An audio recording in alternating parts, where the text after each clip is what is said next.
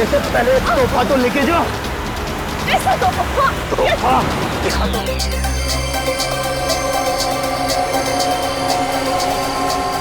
Guys guys guys guys, हम लोग कितना खुशनसीब है कि अब से कुछ ही देर में हम लोग वीडियो शावर देखेंगे, और वो भी एकदम लाइव। ऐसा पहली बार हो रहा है गाइस, लाइफ में ऐसा नजारा दोबारा देखने को नहीं मिलेगा। ये देखो, अमेरिका में भी शुरू हो गया मीडिया शावर। अरे हमें इंग्लैंड के आसमान में भी दिखाई दे रहा है। अगला नंबर हमारे देश इंडिया का है दोस्तों। तैयार हो जाओ आसमान में प्रकृति की आतिशबाजी देखने के लिए। वो देखो शुरू हो गया।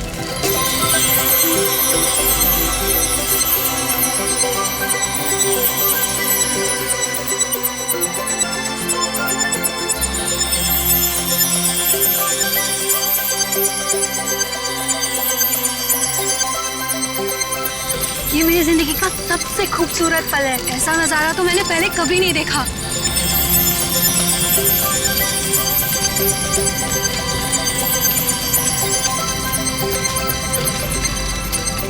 हे गाइस, वो देखो, आसमान से शायद कुछ गिर रहा है।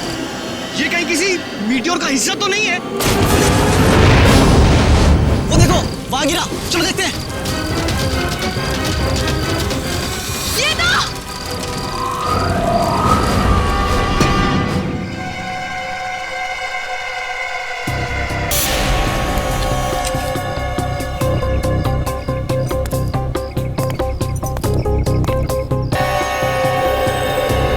की हालत तो बहुत खराब है, हड्डियां वगैरह चकनाचूर हो गई हैं। हाँ सर, लेकिन ऐसा तो तभी हो सकता है जब कोई काफी ऊंचाई से गिरा हो। लेकिन सर, यहाँ कोई बिल्डिंग तो है नहीं, चारों तरफ खुला मैदान ही है।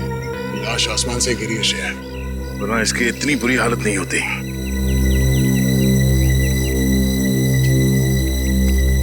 कब हुआ ये, कितने बजे? यही कोई रात 3:15 बजे। हम लोग रात को मीटियोर शावर देख रहे थे, तभी अचानक आकर के कुछ गिरा। और हमें लगा मीटियोर शावर का ही कुछ हिस्सा होगा, लेकिन जब पास जाके देखा तो लाश थी। सर, जब लाश ऊपर से गिर रही थी तब ये जल भी नहीं रही थी। अच्छा, ये केस कुछ ज्यादा ही पेचीदा लगता है। देखते हैं डॉक्टर सालोंकी क्या कहते हैं इस लाश को देख के। चलो।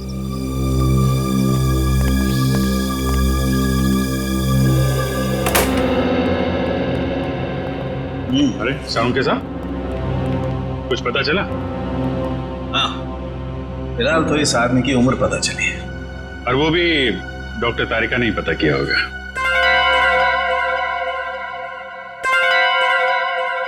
मैंने पता किया है। आपने किया है? जी हाँ। कोई शक है आपको? नहीं, शक की क्या बात है, आपने पता किया होगा तो ठीक ही किया होगा। वैसे क्या क्या पता क्या किया आपने? पता ये किया कि इस आदमी की उम्र 120 साल है। क्या 120 साल का बुजुर्ग आदमी इतनी ऊंचाई से गिर के मर गया? क्यों? कहीं लिखा हुआ है कि 120 साल का आदमी ऊंचाई से नहीं गिर सकता? आप लोगों से कुछ गलती तो नहीं हो गई? आप एक काम कीजिए, तारिका जी से कंफर्म कर लीजिए। बताओ भाई ने।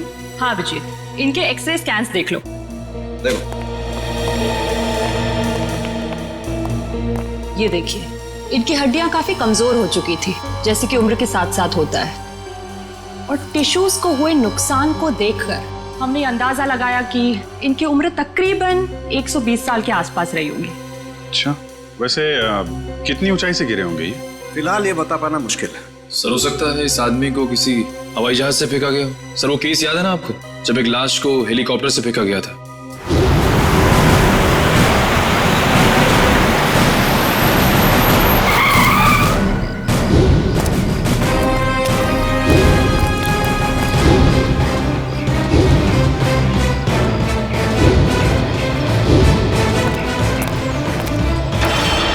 सर, या फिर हो सकता है हॉट एयर बलून से, या फिर स्काई डाइविंग कर रहा होगा। अरे कैसी बातें कर रहे हो तुम लोग यार, 120 साल का बुजुर्ग आदमी स्काई डाइविंग करेगा, हॉट एयर बलून से कूदेगा? वैसे भी हमें वहां पे कोई पैराशूट वगैरह तो मिला नहीं था।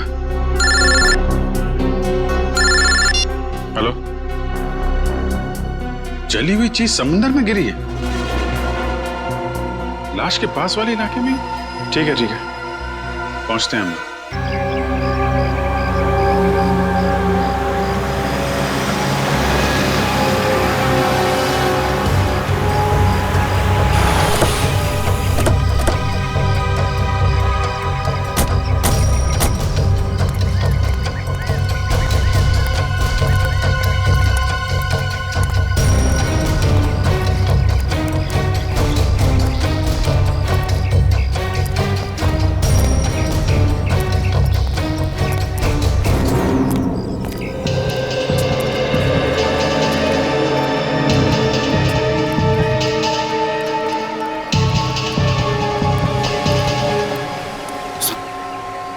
कुछ पता चला क्या गिरा था समंदर में? नहीं सर, समुद्र में क्या गिरा अब तक कुछ पता नहीं चला। अच्छा, पहली बार किसने देखा था उस चीज को समुद्र में गिरते हुए? शंकर ने कह रहा था कि जब वो अनोखी चीज समुद्र में गिरी तो वो बॉम्ब की तरह फट गई और उसमें से चिंगारियां भी निकली। सर हो सकता है ये कोई बॉम्ब ही है, शायद किसी ने ऊपर से फेंका। नहीं सचिन, कोई समुद्र में बॉम्ब क्यों गिराएगा? बात कुछ और ही है। वो ना हो इसका उस लाश के साथ जरूर कुछ संबंध है। ये शंकर कहाँ है? सर वो रहा सर।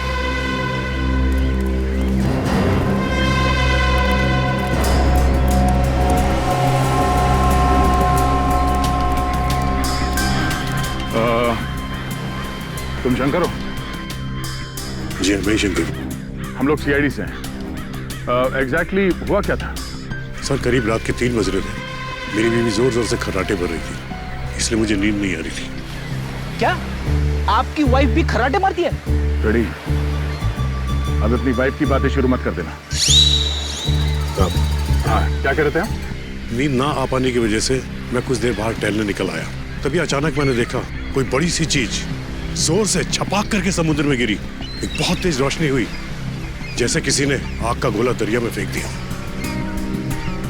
सर हो सकता है कि अंतरिक्ष से कोई उड़न तस्तरी गिरी होगी समुद्र में, और वो 120 साल का आदमी वो भी उड़न तस्तरी से ही गिरा होगा, फ्लाइंग सॉसर से। रेडी, मैंने तुमसे क्या कहा अभी? थोड़ी देर के लिए मौन व्रत रखो, समझे? सॉरी। जी कहिए। मैं समुद्र के नजदीक आया, ये जानने कि आखिर हुआ क्या है। तभी दूर एक आदमी की परछाई दिखाई दी। आदमी की परछाई? तुमने उसका चेहरा देखा? नहीं साहब, अंधेरा बहुत था, सिर्फ परछाई दिखी। वो आदमी समुद्र से निकला और वहां उस तरफ चलकर जाने लगा। फिर क्या हुआ?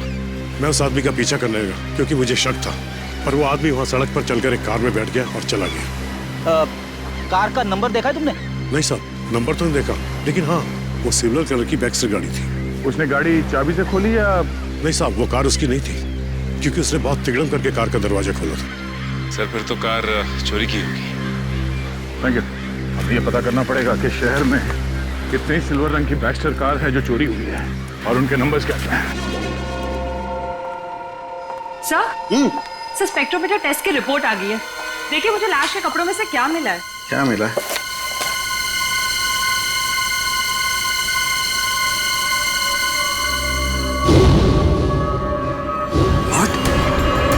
Rocket fuel? हाँ सर। अरे लेकिन तारिका, रॉकेट फ्यूल तो स्पेस क्राफ्ट को स्पेस में भेजने के लिए इस्तेमाल होता है। सर कहीं आदमी रॉकेट में होगा तो? नहीं नहीं, रॉकेट में होगा तो भी क्या है, रॉकेट में होने से इसके कपड़ों पर रॉकेट फ्यूल कैसे आ सकता है Tarika? It is not possible. नहीं नहीं, ये कुछ और ही चक्कर है। क्या? Oh my God, oh my God, ये कैसे हो सकता है? वो कैसा? ये मैंने क्या कर दिया है? अब देखना, वो प्रद्युमन वो मेरी मजाक उड़ाएगा, आग बबूला हो जाएगा मुझसे। यार ये ऐसी गलती मैं कैसे कर सकता हूँ? गलती? कौन सी गलती सर? आने के लिए उस समुद्र में जो खास चीज गिरी थी उसके बारे में क्या पता चला? सर अब तक तो कुछ पता नहीं चला है सर लेकिन गोताखोर लगे हुए हैं। सर समुद्र का वो हिस्सा काफी गहरा और खतरनाक है, इसलिए गोताखोरों को काफी दिक्कतों का सामना करना पड़ रहा है। बॉस, अभी तो और भी दिक्कतों का सामना करना पड़ेगा। और भी दिक्कतों का मतलब क्या डॉक्टर साहब आपका? मतलब ये अभिजीत के मुझसे बहुत बड़ी गलती हो गई है। गलती? ऐसी क्या गलती कर दी सर आपने? दया, अगर प्रद्युमन ये वादा करे कि वो मुझसे नाराज नहीं होगा तो मैं बता सकता हूँ। नहीं नहीं, अरे मैं नाराज क्यों हूँगा? मैं तो मिठाई बांटूंगा, क्योंकि the great intelligent and genius doctor Salunkhe ने जिंदगी में पहली बार अपनी गलती मान ली। तो डॉक्टर साहब बताइए, क्या गलती की आपने? गलती दरअसल मुझसे ये हुई है कि उस आदमी की उम्र 120 साल नहीं है। क्या? क्या 120 साल की नहीं है? नहीं। तो फिर क्या उम्र होगी उसकी? लगभग 50 साल। क्या साळुंखे, तूने 50 साल के आदमी को 120 साल का बना दिया? इतनी बड़ी गलती की तूने? यार दरअसल उस आदमी की हड्डियां तो यही बता रही थी कि उसकी उम्र 120 साल की होनी चाहिए, मगर स्पेक्ट्रोमीटर टेस्ट के बाद उसके कपड़ों पर मिला रॉकेट फ्यूल ये बता रहा है कि ये आदमी 4-5 महीने अंतरिक्ष में रहकर आया है। क्या उसके कपड़ों पर रॉकेट फ्यूल मिला? हाँ, और अंतरिक्ष में हड्डियों की डेंसिटी हर महीने 2% घटती जाती है। मतलब लाश अंतरिक्ष में से गिरी है? नहीं ब्रेडी, लाश अंतरिक्ष से अगर गिरती तो जल जाती, धरती पर पहुंचने से पहले ही उसके चीथड़े उड़ जाते, मगर ऐसा हुआ नहीं। मतलब ये लाश किसी स्पेसक्राफ्ट से गिरा है जब वो धरती पे वापस आ रहा होगा। मगर दया, हमारे देश से कोई स्पेसक्राफ्ट तो किसी इंसान को लेकर अंतरिक्ष में गया ही नहीं। फिर भी अभिजीत, हमें पता तो लगाना ही पड़ेगा कि है कौन ये, और फिर वो गिरा तो गिरा कहां से और कैसे, और ये तो हमें हमारी स्पेस एजेंसी ही बता सकती है। हेलो सर, मैं यहाँ का डिप्टी डायरेक्टर हूँ, हरीश मेरा नाम है। कहिए। हरीश जी, हम यहाँ पर एक ऐसे आदमी के सिलसिले में आए हैं जिसका खून हुआ है, मगर उसने अंतरिक्ष में 4-5 महीने गुजारे हैं। आपको तो इस बात की जानकारी होगी ना कि हमारे देश से कौन कौन आदमी अंतरिक्ष यात्रा करके आया। यस सर, जानकारी तो पूरी है, पर हमें ये जानकारी किसी को भी देने की अनुमति नहीं है, फिर चाहे वो सीआईडी क्यों ना हो। लगता है हरीश जी, आप इस बात की गंभीरता को समझ नहीं पा रहे हैं। एक आदमी का खून हुआ है, खून। एक ऐसा आदमी जो शायद आपका साथी था, जो आपके साथ उठता बैठता था, हंसता खेलता था, खाता पीता था, और इसीलिए हम ये जानना चाहते हैं कि क्या आपका कोई साथी लापता है क्या? सर, ये जो भी इंसान है ये हमारा साथी हो ही नहीं सकता, क्योंकि अभी तक हमारे देश की तरफ से कोई भी स्पेसक्राफ्ट एस्ट्रोनॉट लेके अंतरिक्ष में गया ही नहीं है। हो सकता है कोई चोरी छुपे गया हो अंतरिक्ष में। नहीं सर, स्पेस को इतनी साधारण जगह नहीं है, हमारी जानकारी के बिना वहां जाना असंभव है, इम्पॉसिबल। अच्छा, आपके स्टाफ में से ऐसा कोई आदमी है जो आज काम पे नहीं आया? सर, विशाल सर काम पे नहीं आए हैं। विशाल काम पर नहीं आया? अच्छा, क्या विशाल कभी अंतरिक्ष में गया था? हाँ सर, विशाल सर बहुत साल पहले अंतरिक्ष में गए थे, लेकिन किसी और देश की तरफ से। एक्चुअली सर, वो हमारे यहाँ का हेड इंजीनियर है। यहाँ के हर प्रोजेक्ट की शुरुआत उसी की देखरेख में होती है। 3 साल पहले 5 महीने के लिए वो अंतरिक्ष में गया था, जॉइंट नेशन स्पेस प्रोग्राम के तहत। अच्छा, गया था।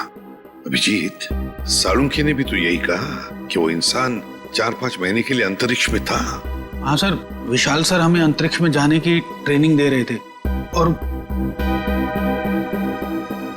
क्या विशाल का कद 5 फुट 7 इंच था?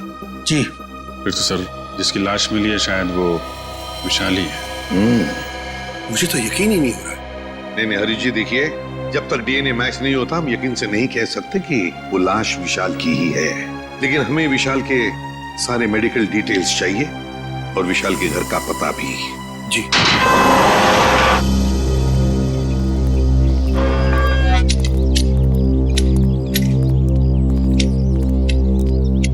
सुनिए, ये विशाल का घर है ना? जी, घर तो विशाल साहब का ही है, लेकिन वो घर पर नहीं है। हाँ, वो तो पता है हमें, लेकिन क्या विशाल जी के कोई घर वाले या परिवार वाले, कोई दोस्त वगैरह आसपास रहते हैं क्या? जी, विशाल साहब की पत्नी अदिति मेम साहब तीर्थ गई हैं। आप लोग? हम लोग सीआईडी से। सीआईडी? जी। कहिए, क्या बात है? आप कौन है? आपका नाम क्या है? जी, मेरा नाम बिरजू है। अच्छा, देखो बिरजू, हमें एक लाश मिली है। लाश? और हमें शक है कि वो लाश विशाल जी की है। ये कैसे हो सकता है? विशाल साहब नहीं मर सकते। देखिए, आप संभालिए अपने आप को। फिलहाल हमें सिर्फ शक है कि ये लाश विशाल जी की है। हो सकता है कि ये लाश किसी और की हो। भगवान करे वो लाश विशाल साहब की ना हो। वैसे आखिरी बार कब देखा था तुमने विशाल जी को? कब मिले थे उन्हें? कल सुबह जब मैं काम पर आया था तो विशाल साहब ने मेरी बाहर से ही छुट्टी कर दी थी। घर के बाहर से ही छुट्टी दी? क्यों, किस लिए? जी पता नहीं, ऐसा पहले कभी नहीं हुआ है। मैंने विशाल जी से कहा कि मैं घर की सफाई कर देता हूँ, झाड़ू पोछा कर देता हूँ, मैं फिर चला जाता हूँ, लेकिन उन्होंने मुझे घर में घुसने ही नहीं दिया। आपको उन्होंने घर में घुसने ही नहीं दिया? जी हाँ, उनका बर्ताव बड़ा अजीब सा था। जब उन्होंने अदिति मेम साहब के तीर्थ पर जाने की बात कही तो मुझे बड़ा अजीब सा लगा, मुझे यकीन ही नहीं हुआ। लेकिन क्यों? क्योंकि अदिति मैडम इस तरह अचानक कहीं नहीं जाती। अगर वो शहर से बाहर कहीं जाती भी हैं तो महीनों पहले वो अपनी तैयारी पूरी कर लेती हैं। अच्छा, साहब ने तुम्हें घर के अंदर आने से मना कर दिया। वैसे बिरजू, हम घर के अंदर देखना चाहते हैं, तुम्हारे पास घर की चाबी तो होगी? जी हाँ। हम ये देखना चाहते हैं ऐसी क्या वजह थी जो साहब ने तुम्हें घर के अंदर आने से मना कर दिया। जी अभी खोलता हूँ।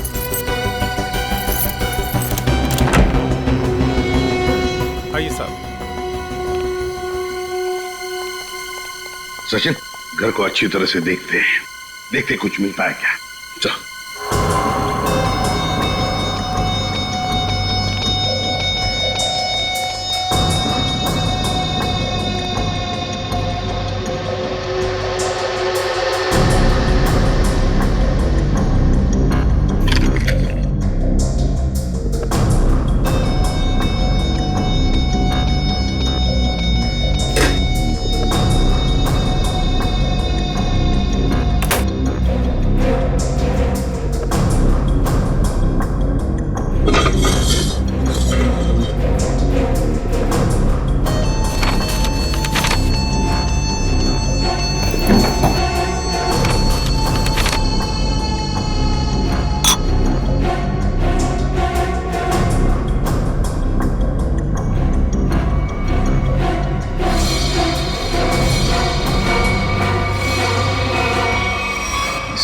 कागज के टुकड़े पर कुछ हल्का हल्का सा लिखा हुआ है।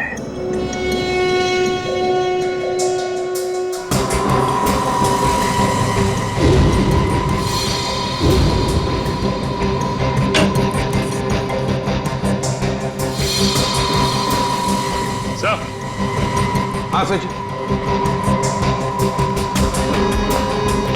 ये देखिए सर, जूतों के निशान। वो इस खिड़की से इस घर के अंदर आया है। इसके जूतों के निशान इस पेपर पे भी है सर। सचिन, घर की हालत को देखकर तो ऐसे नहीं लगता कि घर में कुछ चोरी हुई है, लेकिन जो भी इस घर में इस खिड़की से घुसा है वो या तो इस घर का आदमी है या फिर कोई ऐसा आदमी जो इस घर के बारे में और घर के लोगों के बारे में अच्छी तरह से जानता है और किसी खास मकसद से ही इस घर में घुसा है, किसी खास मकसद से। दया, वो चोरी हुई गाड़ी के बारे में क्या पता चला? सर जगह जगह पुलिस चेकिंग कर रही है, बहुत जल्द गाड़ी मिल जाएगी। साळुंखे, तू यहाँ क्या कर रहा है? वो लगता है फिर से गलती करके आ गया ये। यार प्रद्युमन, तुम कभी सुधरोगे नहीं क्या यार? अरे यार नहीं, कोई मजाक नहीं, ठीक है। आगे से तुम किसी ऐसे इंसान से काम कराओ जिसने अपनी जिंदगी में कभी कोई गलती नहीं की। मैं जा रहा हूँ, बाय। अरे सर, डॉक्टर तारिका। क्या? मेरे कहने का मतलब है सर कि तारिका जी अकेली पड़ जाएंगी अगर आप चले गए तो। अच्छा, तो मतलब आपको तारिका जी की फिक्र है, सालुके की फिक्र नहीं है ना? ठीक है, तो मैं जा रहा हूँ, ठीक है, बाय। यार लेकिन जो बात बताने के लिए आया था वो तो बता के जा। वो आप इनकी डॉक्टर तारिका जी से पूछ लीजिएगा। मैं जा रहा हूँ, बाय। अच्छा ठीक है, बाय। 1 मिनट में वापस आ जाएगा। हाँ दया, देखा? देखो दया, मैं ना सिर्फ और सिर्फ तुम्हारी वजह से वापस आया हूँ। हाँ, क्योंकि मैं जानता हूँ एक सिर्फ तुम हो जो मुझे अच्छी तरह से समझते हो, ताकि ये लोग तो मेरी नौकरी छीनने पर लगे हुए हैं। सर वो मैं नहीं, कुछ कहने की जरूरत नहीं दया, मैं तुम्हें बहुत अच्छी तरह से समझता हूँ। वैसे समझता मैं इन लोगों को भी बहुत अच्छी तरह से हूँ। वैसे दया, जो बात तुझे बताने के लिए आया था जरा पूछ ले, क्या बात है? सर देखो दया, जो लाश आप लोगों को मिली थी ना, उसका डीएनए मैच हो गया है और वो लाश विशाल की है। क्या? विशाल की है? मतलब हमारा शक सही निकला? बिल्कुल।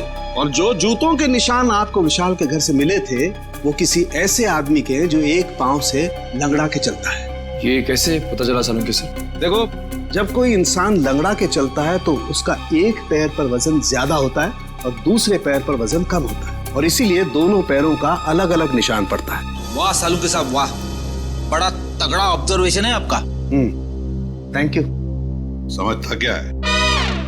वैसे साळुंखे यार, वो कागज के टुकड़े जो मिले थे विशाल के घर से, उन पर कुछ लिखा हुआ था, वो क्या है?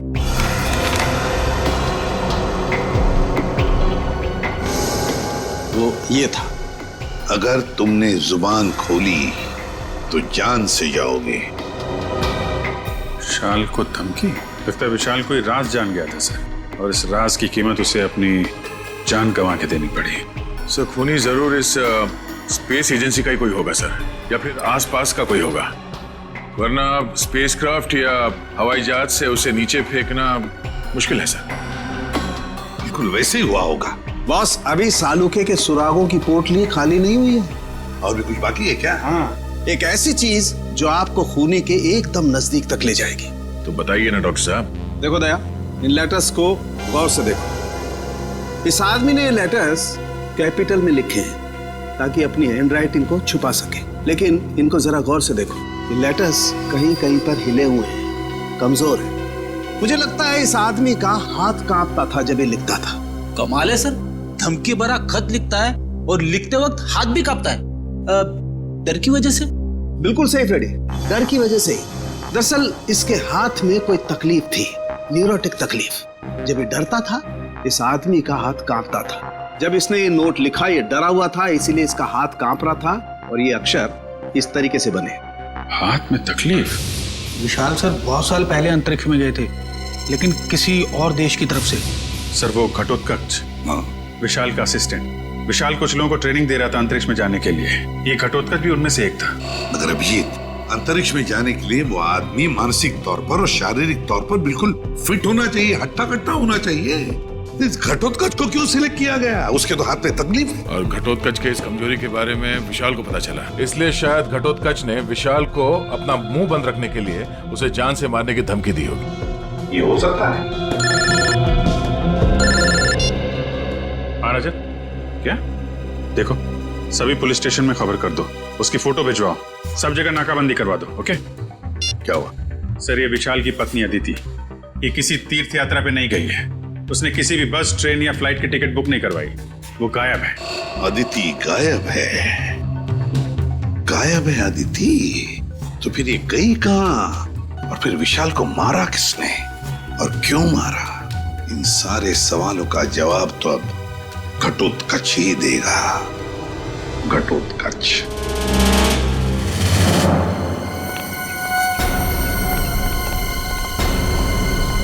शरीरा घटोत्कच का सर।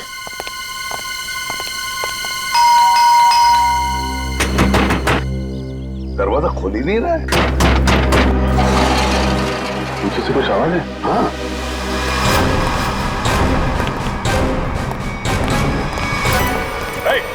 पकड़ो उसे।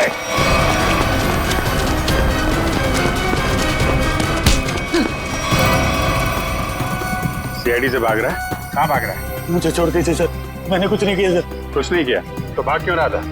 मैं जानता था सर कि आप लोग मुझ पे शक करेंगे। आप लोग मुझ पे शक करेंगे?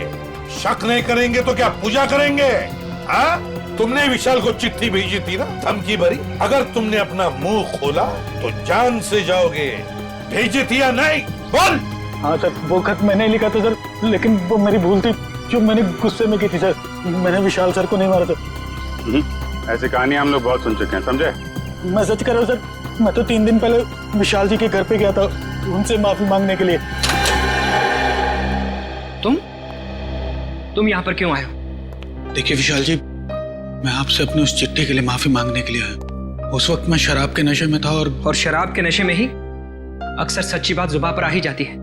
देखिए आप ऐसा मत कहिए, आप न सिर्फ मेरे दोस्त हैं बल्कि मेरे मार्गदर्शक भी हैं। अगर आपने मुझे माफ ना किया तो मैं अपनी नजरों में ही गिर जाऊंगा। ठीक है, मैंने तुम्हें माफ किया। देखिए आप कुछ परेशान नजर आ रहे हैं। परेशान? नहीं, मुझे काहे की परेशानी है?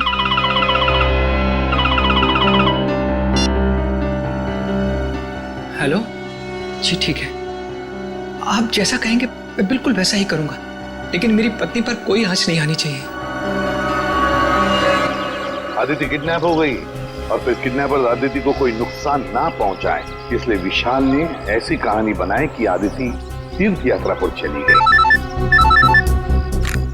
दया का फोन आ गया। अच्छा, चोरी की गई गाड़ी का पता चल गया। एक्सीलेंट।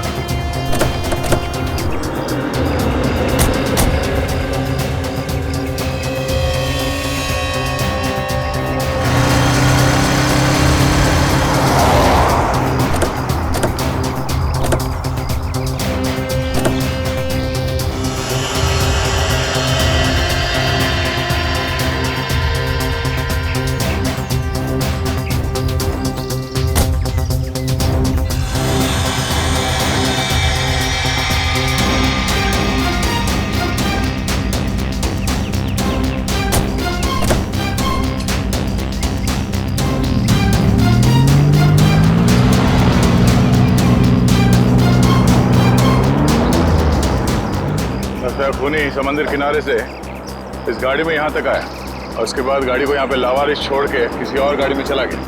लेकिन सर गाड़ी में तो कुछ भी नहीं मिला।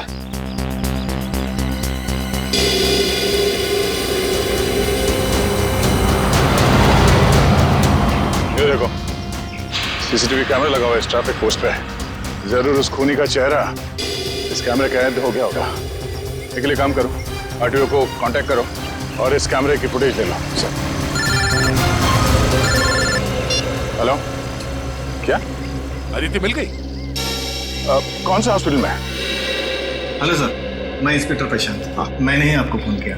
अच्छा, अदिति की तबीयत कैसी है? सर उन्हें गोली लगी थी। गोली लगी थी? जी हाँ, उनका ऑपरेशन हुआ है, अब वो खतरे से बाहर है। लेकिन ये आदिति मिली कहाँ तुम लोगों को? सर हम लोग पेट्रोल पे थे। Hello control room. Yes sir, यहाँ सब कुछ ठीक है सर, ओवर। अरे राघव, वो देखो किसी औरत को जबरदस्ती ले जाया जा रहा है। कहीं अदिति तो नहीं जिसकी फोटो सीआईडी ने भेजी थी हर जगह ढूंढने के लिए? हो सकता है। चलो देखते हैं। पीछा करो उसका। चलो जल्दी। एक काम करो, सायरन बंद ही रखो ताकि उन्हें पता नहीं चले कि हम लोग उनका पीछा कर रहे हैं। बोल रहे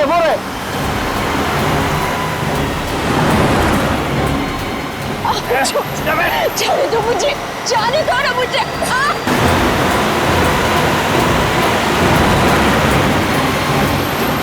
कैसे भी पकड़ना है उन लोगों को, पीछा करो जल्दी। देखो, देख लो।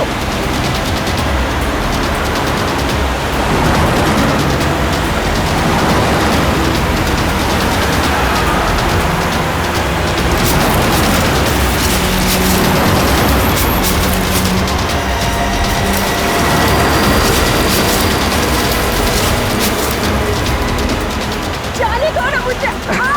जाने देंगे? जाने से पहले तोहफा तो लेके जाओ। ऐसा तोहफा दिखाता हूँ मैं तोहफा। ये है मेरा तोहफा। चलो चलो।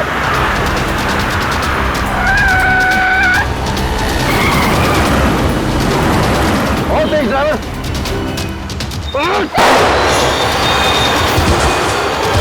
चलो जल्दी चलो। ये तो आदिति नहीं है, इसी तो गोली लगी है। चलो जल्दी से हॉस्पिटल लेके चलते हैं। उस कार को हमने रोकने की बहुत कोशिश की सर, मगर हमारा ज्यादा ध्यान अदिति जी की तरफ था, इसलिए वो लोग हमारे हाथ से निकल गए। तुम लोगों ने बिल्कुल सही किया। गाड़ी का नंबर तो नोट किया होगा? नहीं सर, उस गाड़ी की नंबर प्लेट पे मिट्टी लगी हुई थी सर, इसलिए हम लोग आधा ही नंबर देख पाए। Good job. Thank you. हम लोग आदिति से मिलते हैं। जी सर।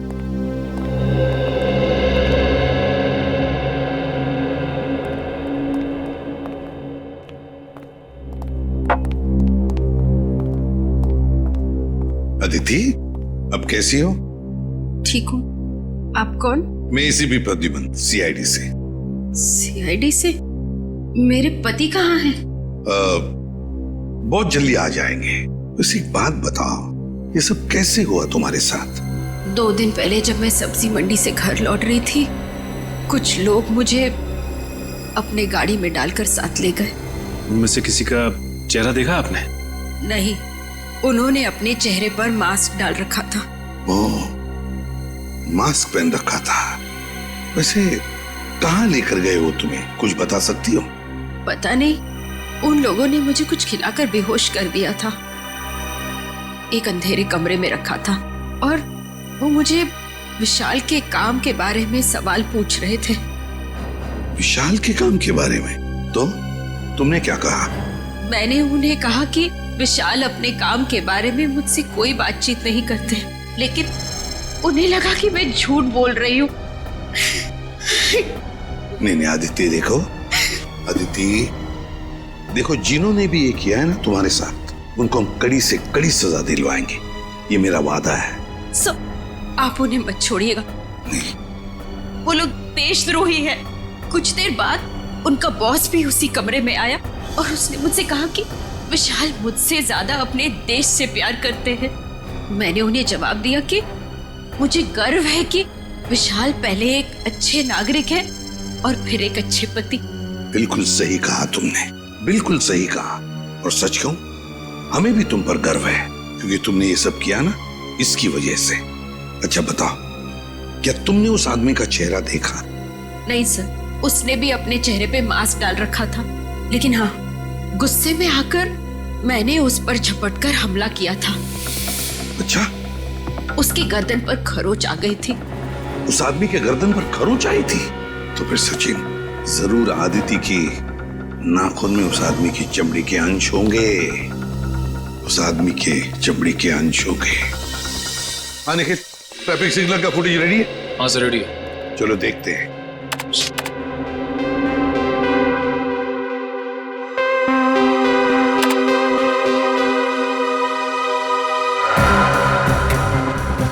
रात का फुटेज है, समझ में नहीं आ रहा है। दिन का फुटेज दिखाओ।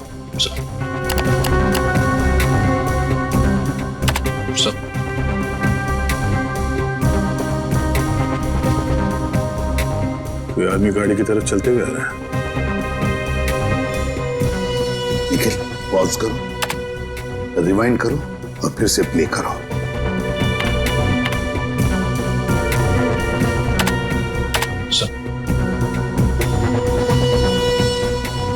और जो जूतों के निशान आपको विशाल के घर से मिले थे वो किसी ऐसे आदमी के जो एक पांव से लंगड़ा के चलता है। बाएं पैर से लंगड़ा भी रहा है। कहीं ये हमारा खूनी तो नहीं? सर मगर ये आदमी है कौन? इसका चेहरा तो दिख ही नहीं रहा है। पता चल जाएगा फ्रेडी, ये है कौन ये पता चल जाएगा। लाल जूते जो पहने हैं। निखिल, रिवाइंड करो, जूम करो जूतों पर।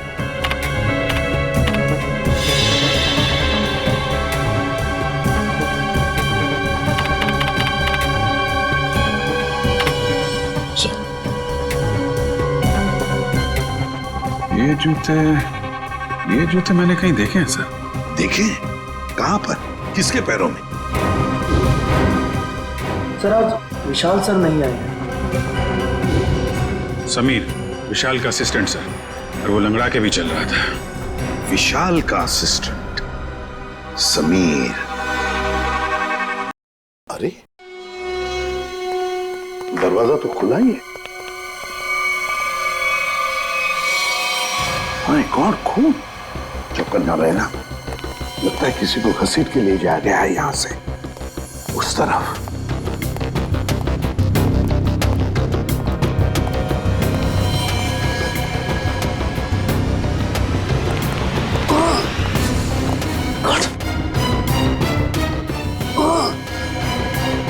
सर ये तो समीर है। समीर? जल्दी से एम्बुलेंस बुलाओ। समीर, घबराओ मत, देखो हम लोग सीआईडी से। हेलो, कुछ नहीं होगा, एम्बुलेंस बुलाई है हमने। क्या क्या कह रहे हो?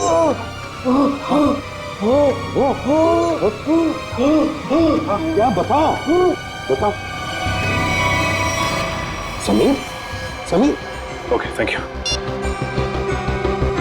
सर। एम्बुलेंस आ रही है सर। समीर तो मर गया। माय गॉड सर, हम तो सोच रहे थे कि ये समीर ही गुनहगार है, लेकिन यहाँ तो समीर का ही किसी ने खून कर दिया। वही तो, इस शतरंज के खेल का असली खिलाड़ी तो कोई और ही है, कोई और ही है। समीर के घर में से जो डॉक्यूमेंट्स मिले उससे पता चलता है कि समीर विशाल के लिए काम करता था, जासूस था वो विशाल का। दुनिया के सामने समीर विशाल का असिस्टेंट और असली काम जासूसी। एग्जैक्टली। पर जब विशाल को पता चला कि स्पेस एजेंसी में कोई गद्दार है जो वहां की खुफिया इंफॉर्मेशन बाहर भेज रहा है, तो बस उसका पर्दाफाश करने के लिए उसने समीर को रख लिया काम पर, जासूस बनाकर। और इसीलिए समीर ने भी हमें कुछ नहीं बताया, क्योंकि विशाल ने उसे ऐसा करने से मना कर दिया था। हाँ, दया जब विशाल का खून हुआ तब शायद समीर तहकीकात करने के लिए विशाल के घर गया। और जैसे ही खूनी को लगा कि समीर उस तक पहुंचने वाला है, उसने समीर का भी खून कर दिया। बॉस, आसानों के अदिति के नाखूनों में चमड़ी के अंश मिले? हाँ मिले ना, उसके नाखूनों में चमड़ी के अंश मिले।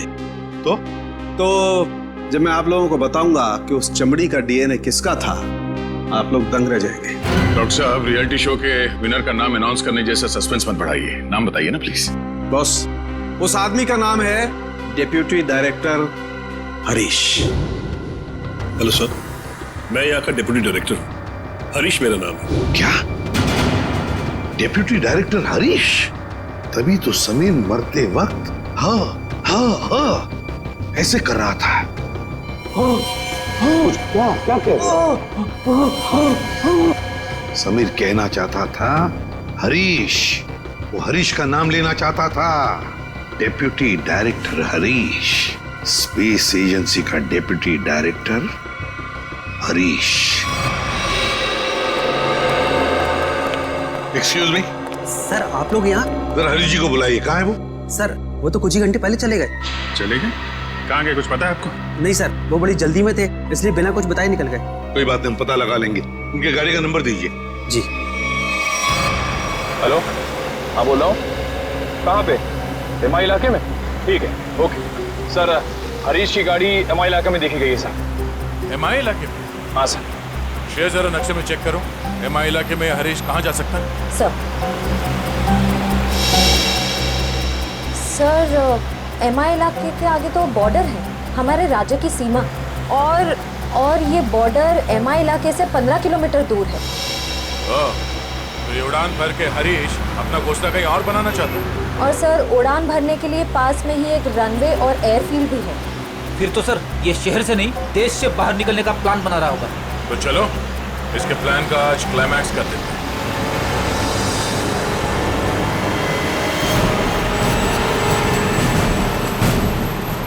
सर वो देखिए हरीश की गाड़ी है।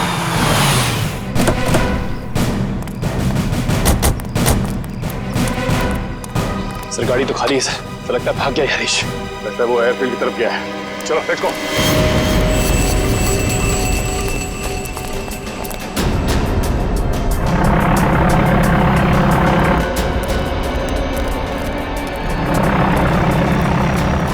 सर उसका प्लेन तो टेक ऑफ करने वाला है।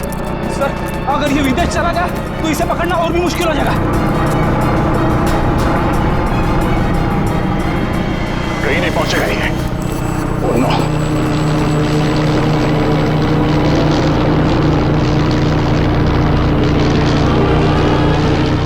सर हम कंट्रोल टावर से पता कर सकते हैं कि ये प्लेन किस दिशा में और कौन से देश की तरफ गया है।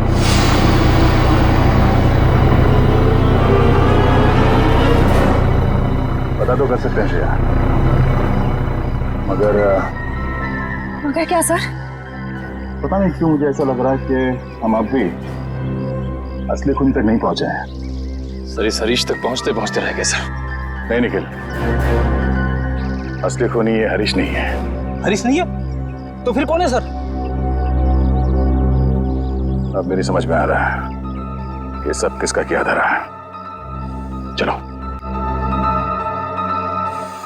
तुम लोगों को अपने बुरे कर्मों की सजा जरूर मिलेगी। सारा गुनाह तुम लोगों ने किया और इल्जाम मेरे मत्थे मर दिया।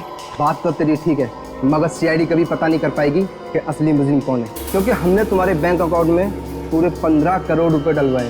15 करोड़ रुपए? हाँ 15 करोड़ रुपए, जिससे उनको लगेगा कि तुमने अपने जमीर का सौदा कर दिया है 15 करोड़ रुपयों के लिए, और अब देशद्रोही बन गए। शर्म आनी चाहिए तुम लोगों को। शर्म तो हमें आने से रही, अब तू एक अच्छे बच्चे की तरह उस नए मिशन की पूरी जानकारी हमें देते हैं। चल। नहीं, कभी नहीं। मैं रुपयों के लिए अपने देश को कभी नहीं बेचूंगा, कभी नहीं।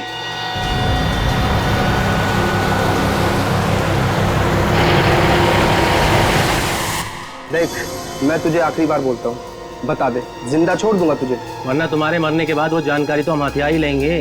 एक गद्दार की जिंदगी जीने से एक देशभक्त की मौत मरना मुझे ज्यादा गंवारा है, समझे तुम लोग? हाँ, मगर अफसोस, कानून और देशवासियों की नजरों में तू हमेशा एक गद्दारी कहलाएगा। नहीं रहेगा। कोई अपनी जगह से नहीं लेगा। जा नीचे, हाथ खोलो, उठ। बस।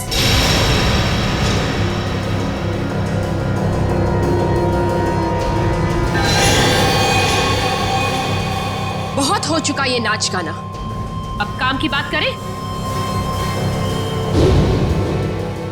हाँ, काम की बात भी हो जाएगी। अदिति, तुम लोग मुझे देखकर चौंके नहीं? नहीं, हमें पहले ही पता चल गया था। ज्यादा चालाक बनने के चक्कर में तुम खुद अपनी जाल में फंस गई। तुम्हें याद है, तुमने कहा था कि 2 दिन पहले तुमने हरीश के गले को खरोचा था। हा? मैंने उस पर झपटकर हमला किया था। अच्छा। उसके गर्दन पर खरोच आ गई थी। हाँ तो? मगर जब हम हरीश से मिलने स्पेस एजेंसी गए थे, तब उसके गले पे खरोच का ऐसा कोई भी निशान नहीं था। नहीं सर, स्पेस को इतनी साधारण जगह नहीं है। हमारी जानकारी के बिना वहां जाना असंभव है। और हमसे मिलने के बाद हरीश के गले पे खरोच का निशान बनाया गया ताकि तुम हमें गुमराह कर सको। सर इन लोगों को बिल्कुल मत छोड़ना। इन लोगों के पास देश की एक ऐसी खुफिया जानकारी है जो ये अरबों रुपए में दुश्मन को बेचना चाहते हैं। अपनी जेब भरने के लिए देश की सुरक्षा का सौदा करने चली थी तुम। अब चलो, मायके चलने की तैयारी करो। तुम लोग ऐसे नहीं मानोगे। सीआईडी के ऊपर गोली चलाने की कोशिश कर रही हो? ये रहा उसका इनाम। बोलो, क्यों किया तुमने ये सब? मैं दुश्मन देश की जासूस हूँ। 8 महीने पहले मैंने विशाल से शादी की ताकि भारत की स्पेस एजेंसी की सीक्रेट्स और आने वाली प्रोजेक्ट्स की जानकारी मैं चुरा सकूं। मगर तुम्हारे पति विशाल को तुम्हारी हरकतों और हाव भाव पे शक हुआ और इसीलिए उसने तुम्हारे पीछे जासूस लगा दिए। विशाल को सिर्फ इतना ही शक था कि स्पेस एजेंसी में कोई गद्दार है, लेकिन वो ये नहीं जानता था कि गद्दार खुद उसकी पत्नी ही है। जब तुम्हें ये जासूसी वाली बात पता चली तो तुमने उस जासूस समीर को मार दिया और अपने आप को अगवा करने का प्लान बना लिया। क्योंकि मुझे लगा था कि मुझे छुड़वाने के लिए विशाल उन अगवा करने वाले लोगों को वो खुफिया जानकारी दे देगा, लेकिन शायद विशाल को मुझसे ज्यादा देश से प्रेम था, इसलिए विशाल ने उन्हें गलत इन्फॉर्मेशन दी और मुझे छुड़वा लिया। और तुम्हें इस बात का गुस्सा आया और तुमने विशाल को प्लेन से नीचे धक्का दे दिया। हाँ, मैंने प्लेन क्रैश करवाया था और खुद पैराशूट से नीचे आ गई। और फिर तुमने मुझे फंसाने का प्लान बनाया? क्योंकि मैं चाहती थी कि विशाल के खून का और इस सारी गद्दारी का इल्जाम तुम्हारे सर पर आ जाए। मगर तुमने कभी ये नहीं सोचा कि सीआईडी कभी ना कभी सच का पता लगा ही लेगी। तुम इस देश को बर्बाद करना चाहती थी, अब इस देश की खातिरदारी भी देख लो। फांसी के लिए तैयार हो जाओ तुम।